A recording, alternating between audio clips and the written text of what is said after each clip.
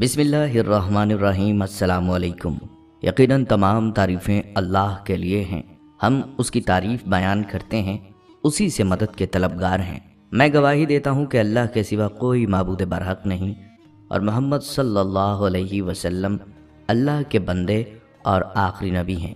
ناظرین، تاریخ عالم میں بہت کم شخصیات ایسی ملتی ہیں جن کی ذات میں اس قدر صلاحیتیں اور خوبیاں ایک ساتھ ہوں کہ ایک طرف فتوحات اور نظام حکومت میں مساوات، عدل و انصاف، مذہبی رواداری اپنی انتہا پر ہو، اور دوسری طرف روحانیت، زہد و تقوی اور بصیرت بھی اپنے پورے کمال پر نظر آئے۔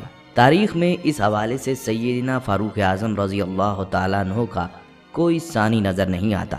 عدل و انصاف کی بات ہو تو اپنے عملی کردار کی وجہ سے منفرد اور ممتاز نظر آتے ہیں۔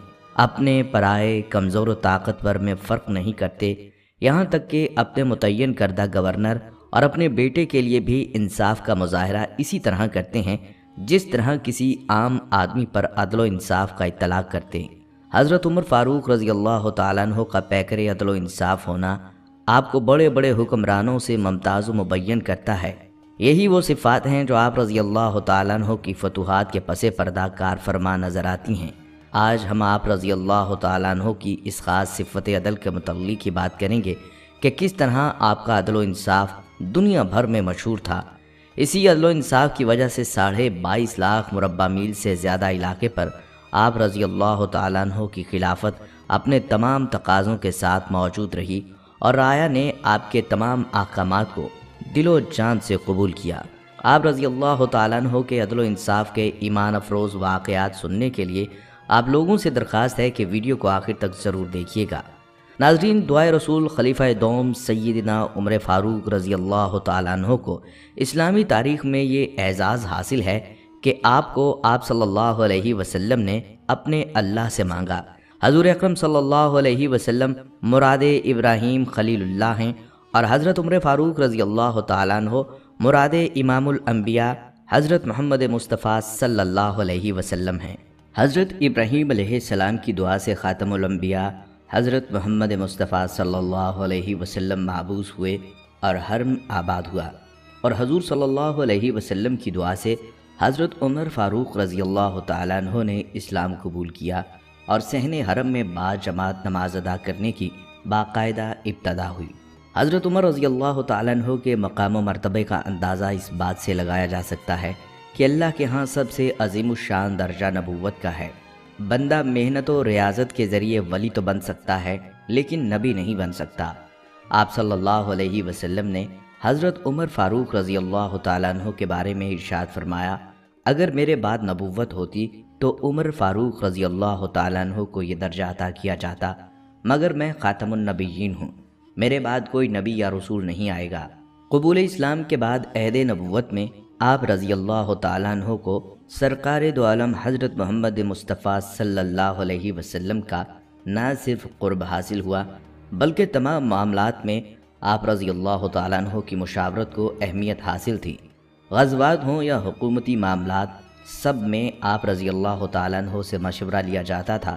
بعض اوقات آپ رضی اللہ تعالیٰ عنہ کی رائے سے صحابہ کرام اختلاف کرتے، لیکن اللہ کی طرف سے آپ رضی اللہ تعالیٰ عنہ کی رائے کی تائید ہو جاتی اور جبرائیل امین علیہ السلام آیات قرآنی کی صورت میں بارگاہ رسالت مآب حضرت محمد صلی اللہ علیہ وسلم کی خدمت میں حاضر ہو کر موافقت فرماتے۔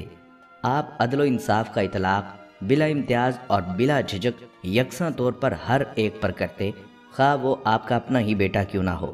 جب انہوں نے جرم کا ارتکاب کیا تو آپ رضی اللہ تعالیٰ عنہ نے خود انہیں 80 کوڑے مارے۔ ناظرین، حضرت عمر رضی اللہ تعالیٰ عنہ کا درہ تو مشہور تھا جس نے عدل و انصاف میں اپنے اور بیگانے کا فرق مٹا دیا۔ درہ زمین پر مارا اور فرمایا، کیوں کانپتی ہے؟ کیا تجھ پر عمر نے انصاف نہیں کیا؟ زلزلہ اسی وقت تھم گیا۔ زمین کا تھم جانا اس بات کی گواہی تھا کہ آپ رضی اللہ تعالیٰ عنہ نے انصاف کا حق ادا فرمایا ہے، اور علماء سلف میں یہ بات مشہور رہی ہے کہ حضرت عمر رضی اللہ تعالیٰ عنہ کے عدل اور محدثین کے اسفار کے وسیلے سے جو دعا مانگی جائے اللہ تعالیٰ اسے شرف قبولیت سے نوازتے ہیں۔ دریائے نیل مصر کا مشہور دریا ہے، سال میں ایک بار خشک ہو جاتا تھا، چنانچہ مصر کے لوگ ایک خوبصورت لڑکی کا بناؤ سنگھار کر کے اسے دریا میں ڈالتے تو پانی حسب معمول جاری ہو جاتا۔ مصر جب فتح ہوا، اسلام کی روشنی جب وہاں پہنچی تو حسب روایت دریا خشک ہونے کے وقت لڑکی کو تیار کر کے اہل مصر پھینکنے لگے۔ مصر کے حاکم نے حضرت عمر رضی اللہ تعالیٰ عنہ کو اس رسم بد سے بذریعہ خط آگاہ فرمایا۔ حضرت عمر رضی اللہ تعالیٰ عنہ نے فرمایا، انسانی جان دریا سے قیمتی ہے، میرا یہ خط دریا میں ڈال دو۔ لوگ حیران تھے، نیل ایک دریا ہے، انسان نہیں کہ وہ خط کا مطلب جان سکے، مگر انہیں پتہ نہ تھا جو رب العالمین کا حکم مانتا ہے پھر ساری کائنات اس کا حکم مانتی ہے۔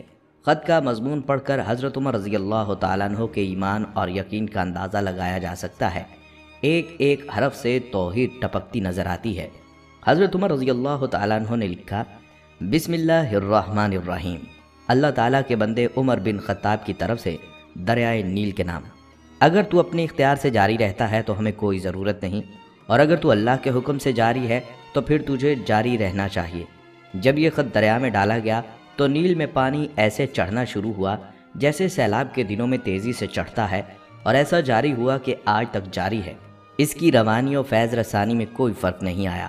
تاریخ نے یہ بھی نقل کیا ہے کہ اس واقعے کو دیکھ کر غیر مسلموں نے کلمہ پڑھنا شروع کر دیا کہ جس مذہب حق کے ماننے والے کی تحریر کا حکم بھی دریا مانے، اس مذہب حق کی برکات کا عالم کیا ہوگا۔ ناظرین، حضرت عمر رضی اللہ تعالیٰ عنہ انصاف میں یکتا ہیں، جن کی نظیر تاریخ انسانیت میں نہیں ملتی۔ آپ رضی اللہ تعالیٰ عنہ نے عدل و انصاف قائم کرتے ہوئے کبھی کسی کے عہدے، مرتبے یا دولت و شہرت کو خاطر میں نہیں لایا، اور ہمیشہ انصاف فرمایا، جس کے متعدد واقعات ہمیں تاریخ و سیرت کی مستند کتابوں میں ملتے ہیں۔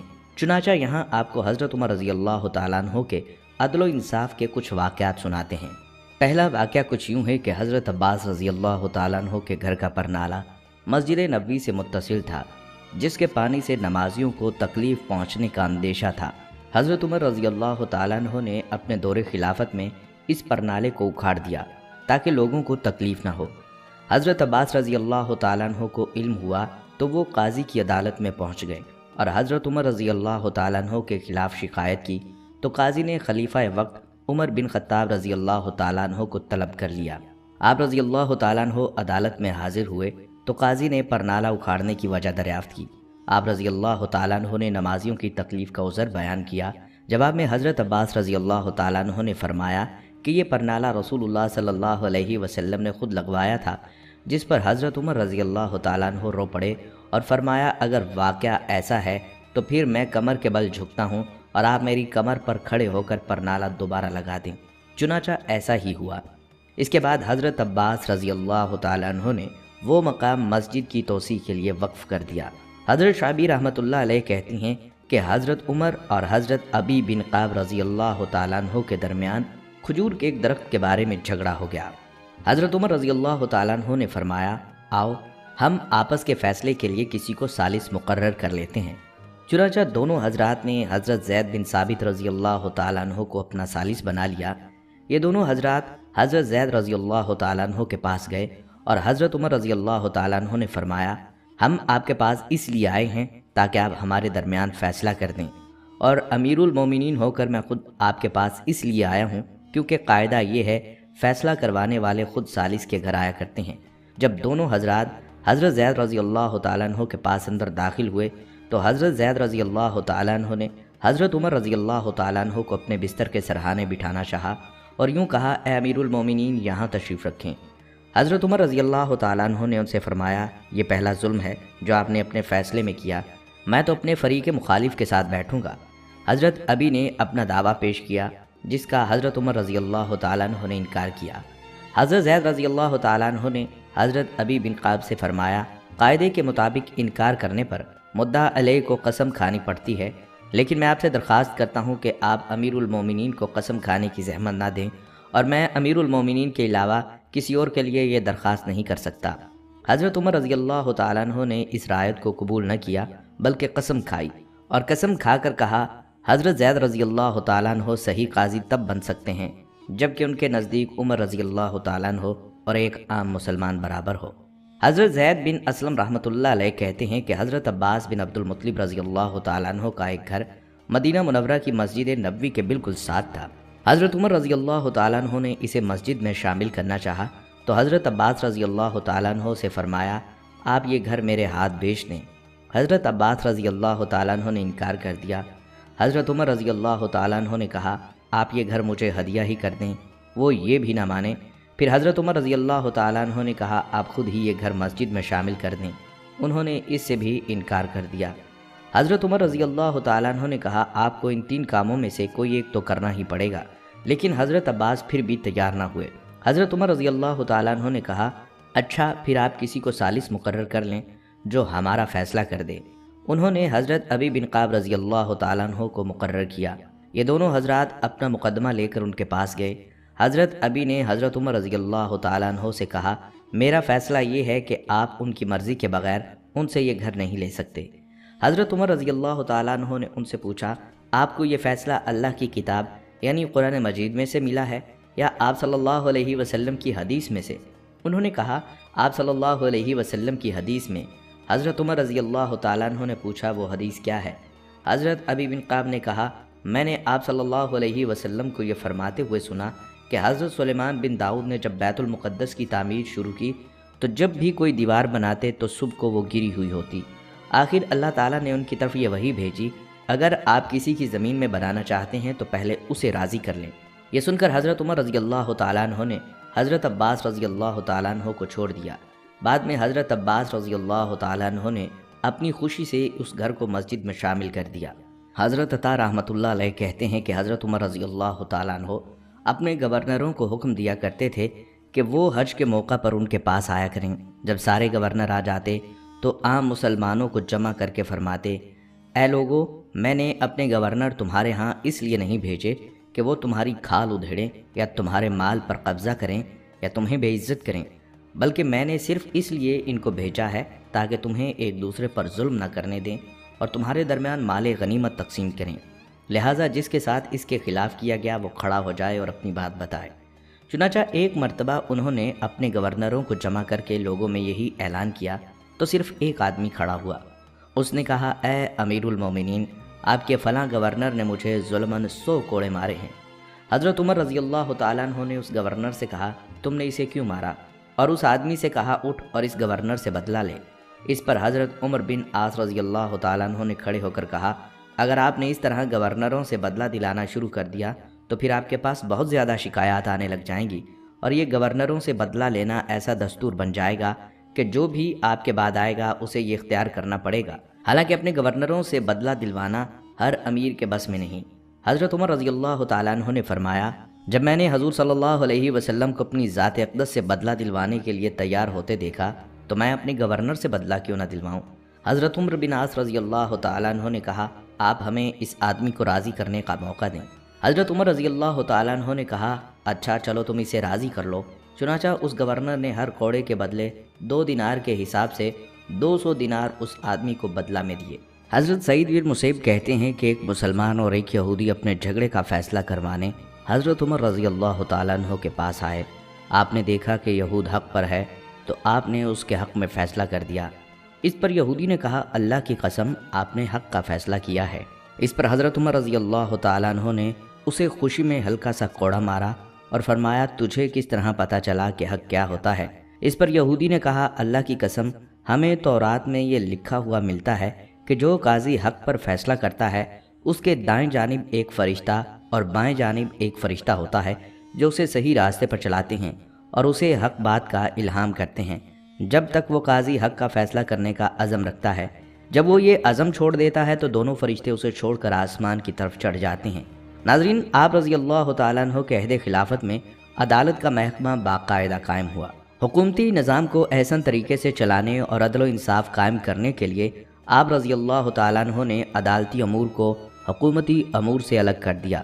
ججز کی تقرریاں میرٹ پر کرنے اور تمام فیصلے آزادانہ حیثیت میں قرآن و حدیث کے مطابق کرنے کے باقاعدہ احکامات جاری فرمائے۔ آپ رضی اللہ تعالیٰ عنہ نے اپنے مقرر کردہ گورنرز، والیوں اور ججز پر سخت گرفت فرمائی۔ ان کی کارکردگی کا جائزہ لینے کے لیے حضرت محمد بن مسلمہ رضی اللہ تعالیٰ عنہ کو مقرر کر رکھا تھا۔ جہاں کہیں سے کوئی شکایت ملتی یا بے انصافی کا گمان ہوتا تو فوراً گرفت فرماتے۔ سیف اللہ، حضرت خالد بن ولید، فاتح قادسیہ، حضرت سعید بن ابی وقاص رضی اللہ تعالیٰ عنہ اور حضرت امیر معاویہ رضی اللہ تعالیٰ عنہ جیسے قبار صحابہ کو معزول کرنے سے بھی دریغ نہ کرتے۔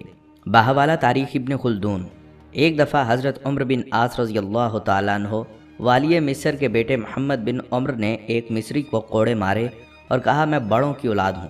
حضرت عمر بن عاص رضی اللہ تعالیٰ عنہ نے اس مصری بدو کو قید کر دیا کہ کہیں امیر المومنین حضرت عمر رضی اللہ تعالیٰ عنہ کو شکایت نہ کر دے۔